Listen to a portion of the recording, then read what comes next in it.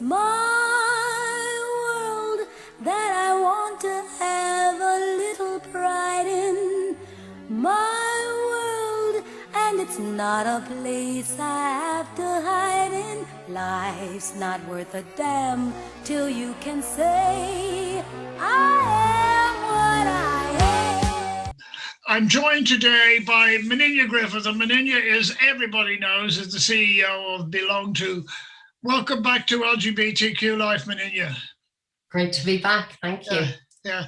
Moninne, the day that is in it and the time that is in it, to me, it's a milestone in Irish history. 21st of June, 21st of May, 21st of May 2015, we made history and you were central to it. How much does that still resonate with you?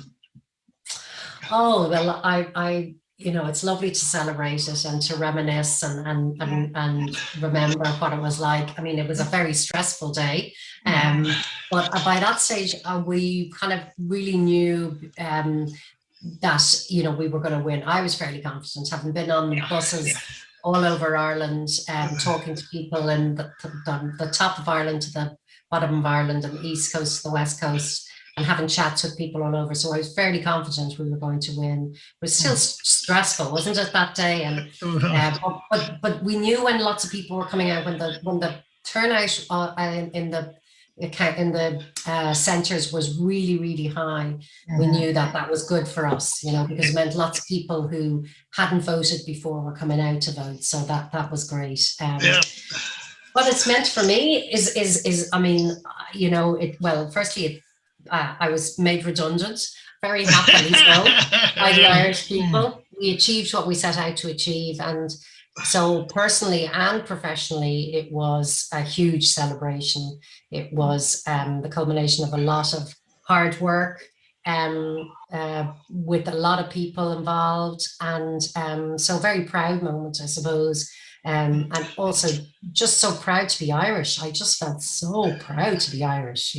It's kind of like, it became much bigger than just really about the core issue, which was around equality for LGBT people. It was kind of became symbolic of that move from the Ireland who the outside world thought we were, to the Ireland that we actually really are, which is a lot more progressive than I think we were given credit for.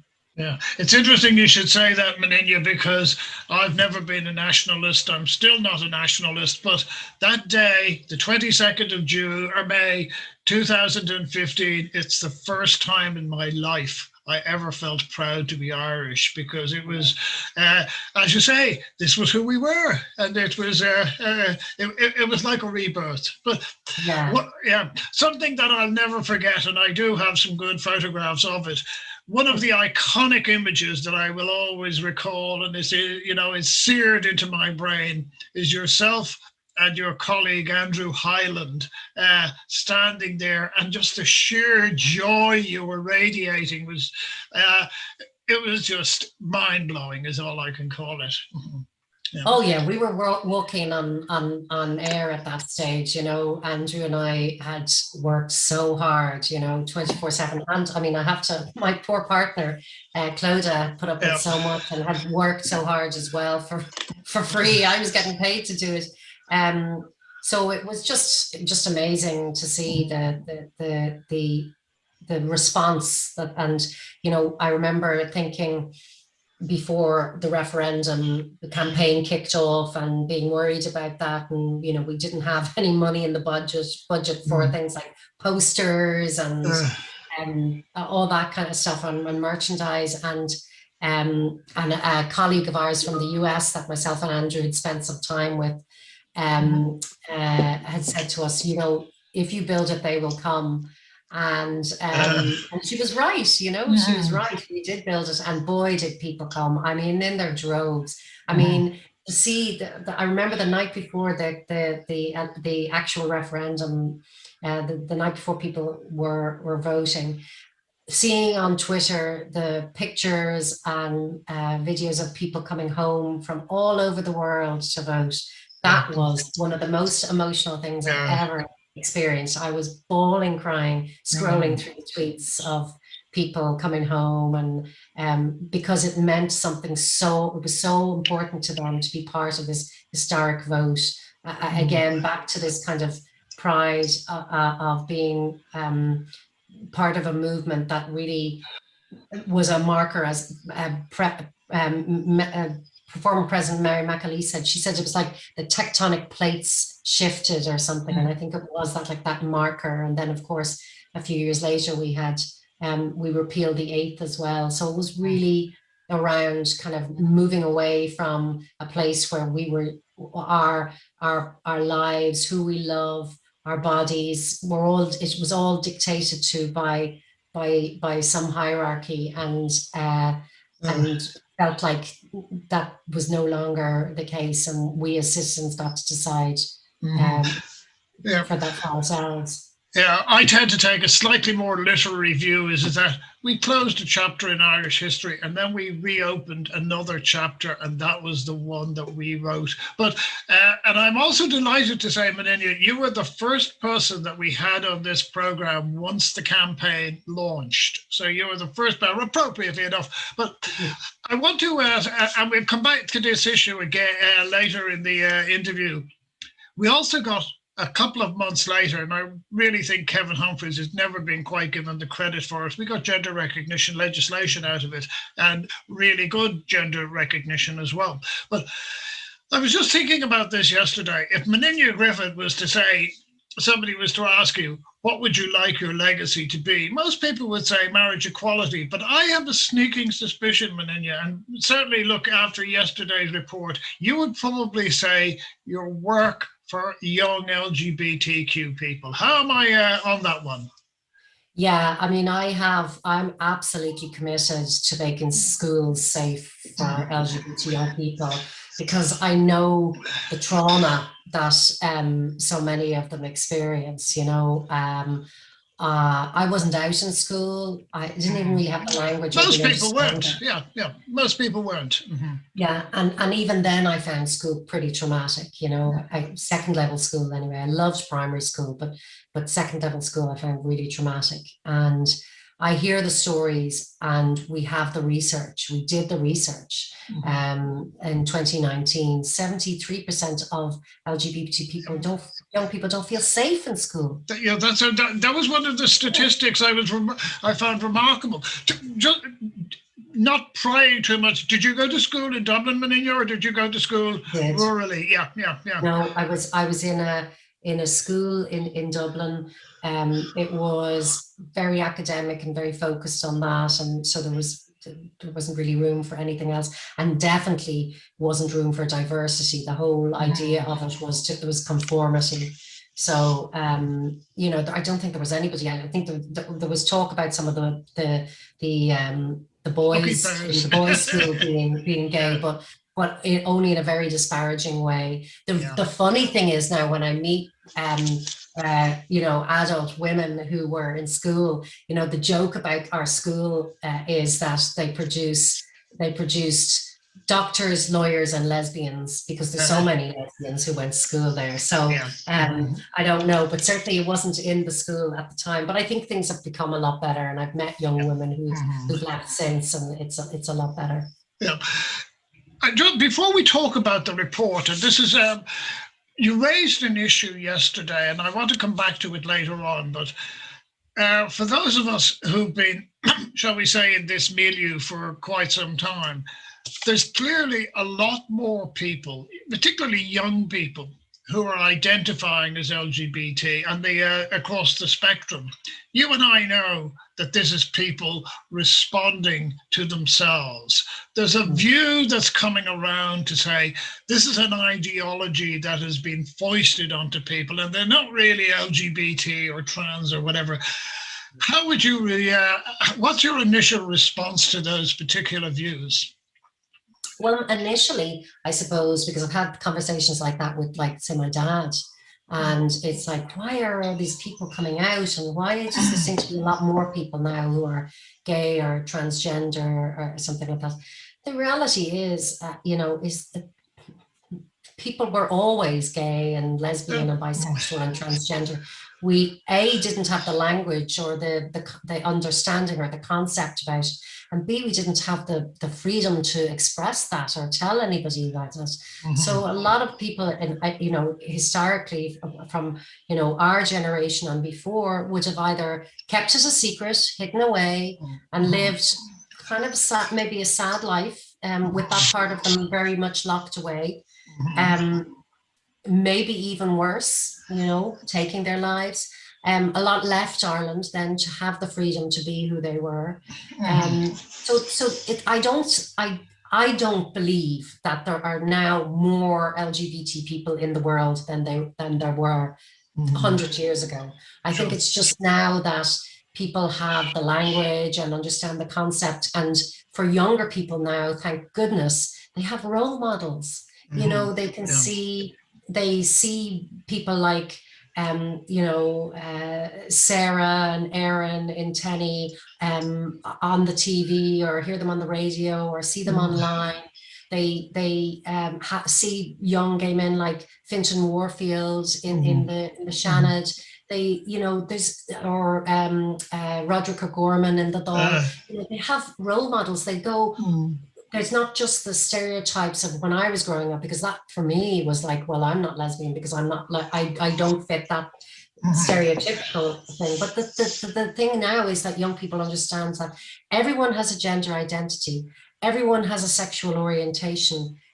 There's so many different ways to exist on this planet and be a human being. And just because you may be gay doesn't mean that you have to be a certain way any more than, you know, being heterosexual is a one kind of way to be or to exist. So all those role models and the different kind of versions of ourselves that we see celebrated now within our community, in the media, in public office, you know, I think means that younger people begin to understand and to explore and investigate and reflect on their own gender identity and sexual orientation, thankfully at a much younger age. Yeah, and yet the one area where they don't have role models is an area a lot of young people would be interested in: professional football.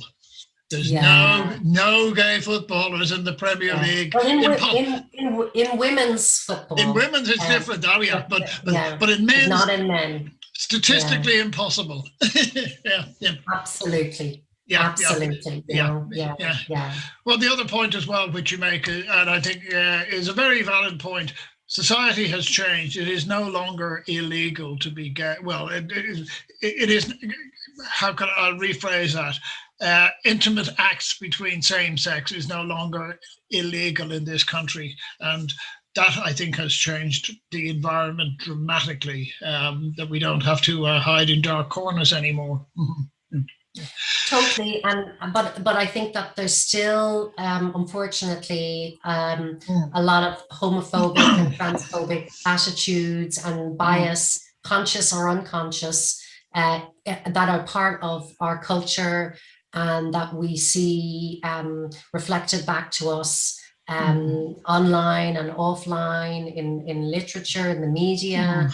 So there's still a lot of work to do, and that's why, you know, organizations like BeLongTo and Tenny and many more, a lot of our work is around raising awareness and raising, building confidence and capacity amongst other sectors and other professionals about how we can make spaces safer, more welcoming and more inclusive for LGBT people, but also for our family members. And for our children, so that they go into spaces and they see part of their families or part of their communities reflected back to them, whether that's in school or the doctor's surgery or wherever they are, in the supermarket, when they're buying stuff, you know, anything in their curriculum. You know, it's really important that people see their own experiences reflected back to them. Sure.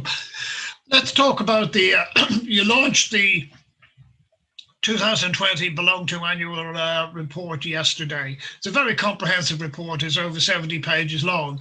But I just want to highlight some of the stats that came out of that. Now, you mentioned 73% of people do not feel safe in schools. Is there any gender breakdown on that? Is it worse for males? Is it worse for females? Or roughly speaking, the same for both? Well, the interesting thing about it, I think that popped out for me anyway from that report was the young people who whose gender expression kind of matched who they were. So if they were a feminist gay young man, they were targeted. If they were a particularly butch young lesbian, they were targeted. If they were a trans person who didn't pass as trans, as their preferred gender, then they were picked out on. Whereas if you had a gay man who, a gay young man who was very, you know, was traditionally looked and sounded and acted like what was expected of boys and young men, by and large, in most cases, they didn't have as bad a time. It was, so anyone who kind of dared transgress the gender norms, so whether they were because of their sexual orientation or their gender identity or gender expression, that for me was fascinating, because that's a bigger problem than just for the LGBT community. That's sure. So that means, and that's why it's I suppose it makes sense to me now, because you hear all the time about heterosexual people being bullied for being gay because they dare to transgress what's expected of them. You know, they wear their hair the wrong way, wear the wrong clothes, and suddenly they're a faggot. You know,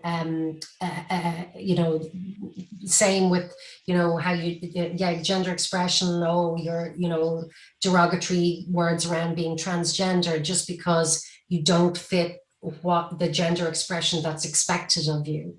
So I thought that was fascinating, rather than it being more boys than girls. It was more around, you know, your expression and your gender expression was heavily policed in schools. Sure. You raised in yesterday's launch, schools where there was quite a prominence and importance placed on schools. Is there no situation where these 73% of people who don't feel safe would feel safe going to a teacher, or do they not expect to get that support from a teacher? Because it seemed that there was great progress had been made, certainly amongst teachers, and certainly in terms of education and empathy. Sorry. Oh, for sure. And I mean, look, we've been running Stand Up Awareness Week for over 10 years now, and last year was our most successful yet, you know, where we had, you know, a huge number, 60 something percent of schools, second level schools across Ireland participated in some way or another with Stand Up, which is an anti-bullying campaign that takes place in November every year. I mean, there's great work happening in lots of schools all over Ireland to make sure that LGBT students feel safe and welcome. And, you know, they're happening in Catholic schools as well as non-denominational and multi-denominational schools. It's really about school leadership, in terms of the staff, the board, the parents, the students coming together and wanting to make the school and taking proactive approach to, you know, addressing bullying and supporting young people when they're coming out. So yeah, like we have 21 schools at the moment going through our Safe and Supportive Schools program, and I mean, they're so enthusiastic. In the middle of a pandemic, these schools are giving up time to work with us on how they can improve their policy, how they can improve their practice, their curriculum, how they can directly support young people, how they can make the school building more inclusive. You know, amazing stuff going on. And what we did see in the research then was that in schools where there was a teacher that was out, or there was a teacher who a young person felt comfortable talking to, that they felt much safer. because at least they knew that there was one person that had their back, and one person they could go to if, you know, if they experienced bullying or if they felt excluded or isolated. It has a huge impact, you know. I mean, what I want to see, and you've asked me about my legacy, I want my legacy to be, you know, in years to come, that LGBT students, no matter where they go to school in Ireland, all feel welcome and included. And being LGBT is nothing particularly, you know, nothing particularly unusual. It's just another part of who you are, like being left-handed or having red hair or whatever, and that you're included and you feel safe and you see yourself reflected in the curriculum, and that it's not something that's used to single you out and be nasty to you and make you feel less than or other. But for now, you know, even having one good teacher on the staff is great progress. You know, it makes a significant difference in the lives of many students in Ireland. Sure. One of the alarming statistics that came out of yesterday's event was, if I've got this correctly, it was 90% of your callers or people who had contacted you had suggested they were suffering from depression during lockdown. And when we compare this to the wider community, it's theirs was about 53%. That's quite a significant divergence. Do we have any explanation for what may be the cause of that? Because I don't think LGBT people would be necessarily any more vulnerable to lockdown, or is that the case? Well, actually, our findings said that they were. Okay. So, I mean, lockdown was tough for everybody, right? It's been, you know, universally hard. But I think for young people, and some other groups in our community on this island, it's been tougher. And for LGBT young people, there are specific, I suppose, issues that they face that made things even more difficult. Firstly, they were starting at a pretty low bar, a lot of them, in terms of their mental health and well-being, because of exclusion, fear of rejection, bullying, and stigma and prejudice, and maybe some of that even being internalized and not being self-accepting. So that's the first thing to say. The second thing is that for some young people, being in lockdown 24/7 in a house, your own home, or if you're in care with people who may not know that you're LGBT, so you're still hiding it. That's very, very stressful.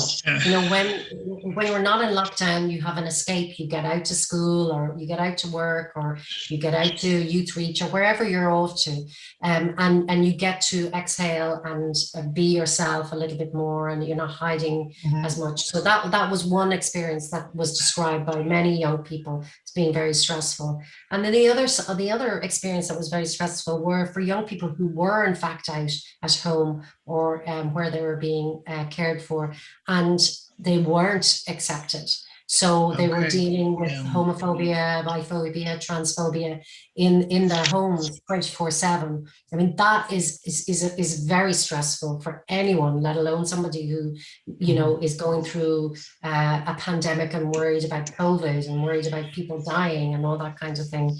So it was really hard. And then the usual supports then of them being able to access face-to-face youth groups and get in and talk to youth workers was taken away.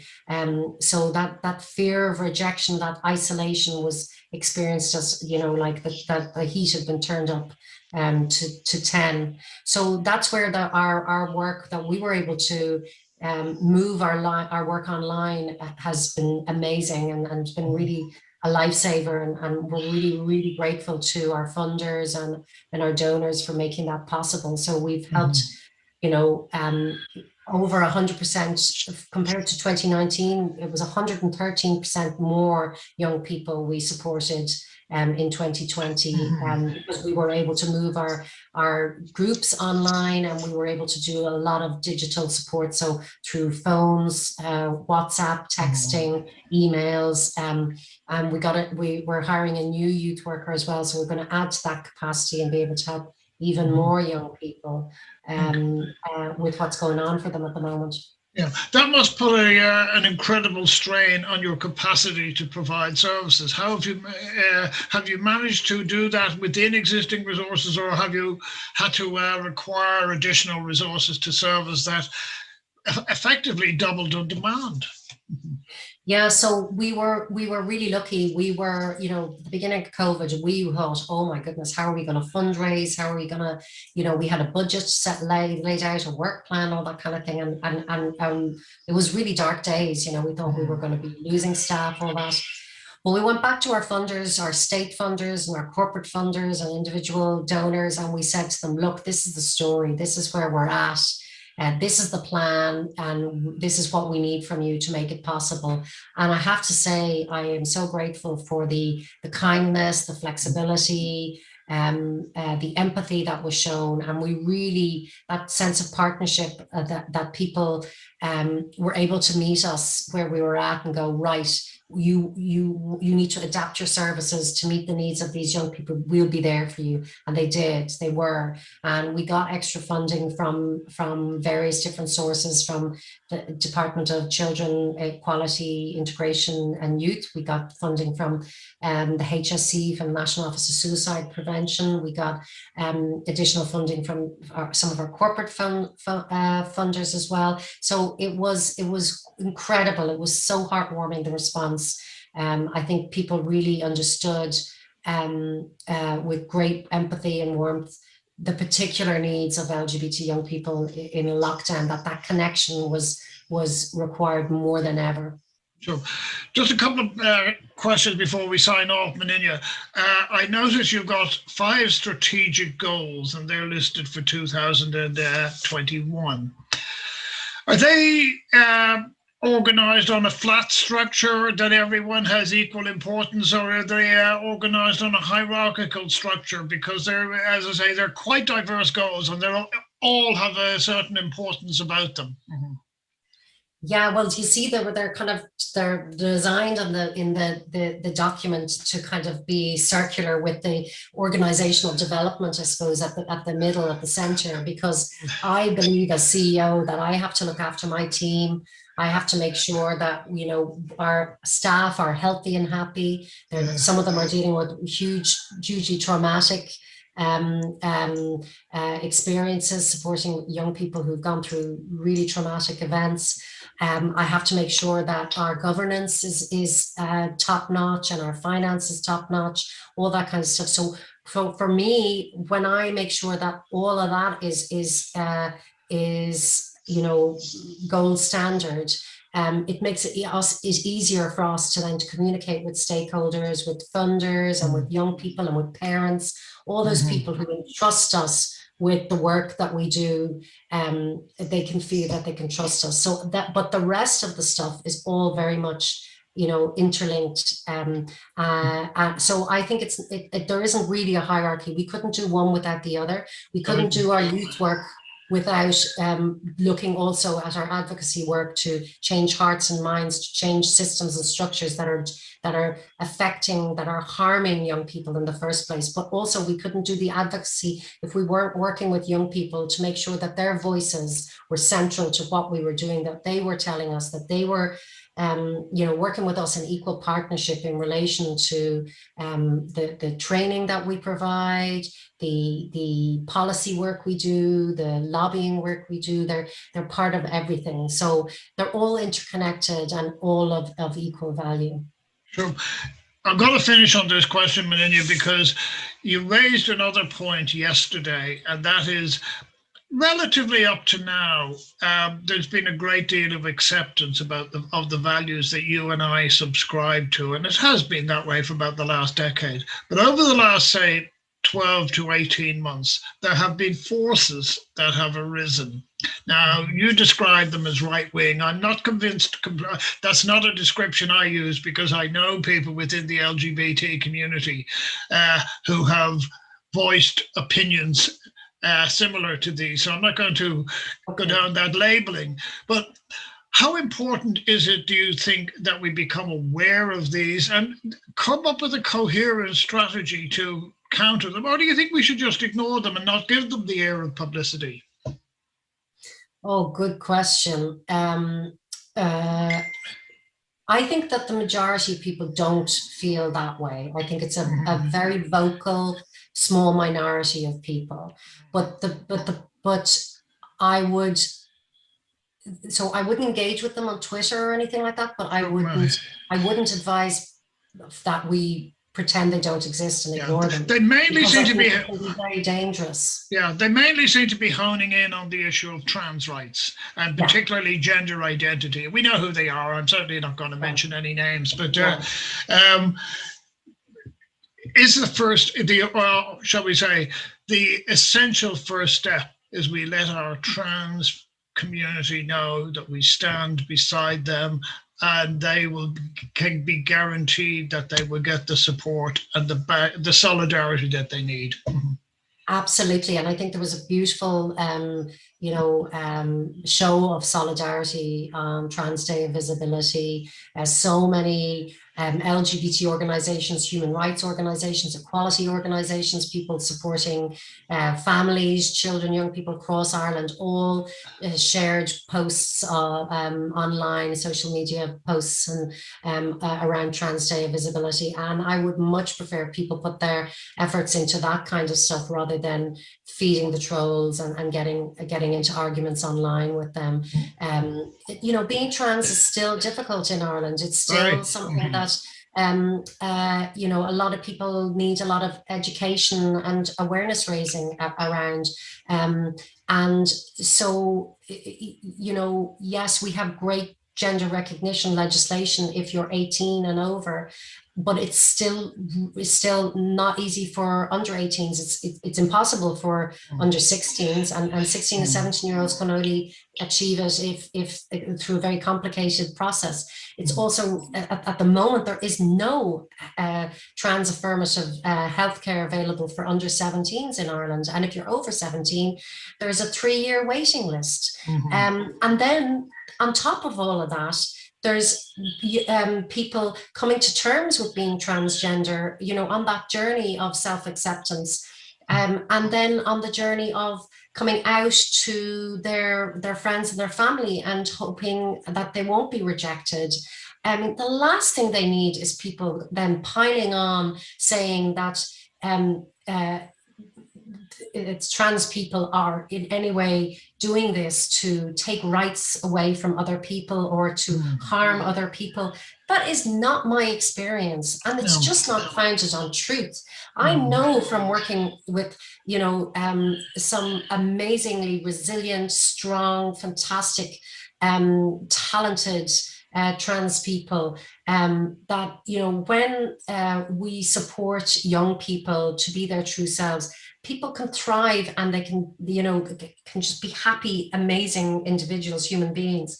But I also know that if you don't nurture and help and love and support and respect and protect young people who are transgender, that they can have an absolutely devastating impact on them. And I know from talking to some young people, and I know from talking to their parents, that this kind of reaction online and in our media is really harming young people. It's really making parents worry for their safety of their young people, because they're worried about, well, if that's being said on a radio show, what's happening to my young person when they're outside and they're meeting their friends? Are they going to be safe? Are they going to be safe in school? It's like, give people a break. Just try and be kind. People are just trying to get on with their lives and be happy and healthy and do the best they can. Some, not all, but some trans people are some of the most vulnerable people in our communities. Stop picking on them. Stop piling on.